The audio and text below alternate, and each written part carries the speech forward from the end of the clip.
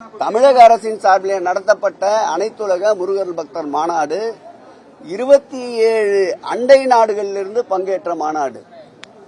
யாரும் கூவி கூவி அழைக்கவில்லை. யாரும் 2 மாதமாக சங்கிகளை வைத்து இது போன்ற நிகழ்ச்சிகள் நடத்தவில்லை. பாஜக ஒருபுறம், RSS ஒருபுறம், எதை செய்தாலும் குற்றம் சொல்லுகின்ற காமடேஸ்வரர் மதம், ஜாதி என்ற விஷ விதையை தூண்டி தமிழகத்திலே கலவரத்தை உண்டாக்கலாம் என்பதோடு உட்கார்ந்து பாஜக தலைவர் பேட்டியை தருகின்றார்.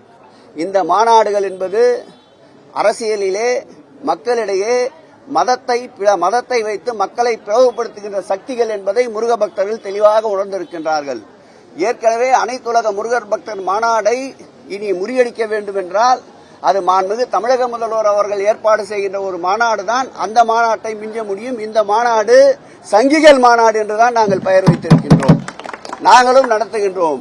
7/7/2025 அன்று அறுபடை வீரர்கள் ஒரு வீடான முருகப்பெருமானுக்கு புகழ் சேர்க்கின்ற வகையில் இதுவரையில் கேள்விப்படாத 400 கோடி ரூபாய் செலவில், வடக்கிலே தான் கேள்விப்பட்டிருப்பீர்கள், 100 கோடி 200 கோடி என்று குடமுழுக்குகள், திருப்பணிகள் என்று.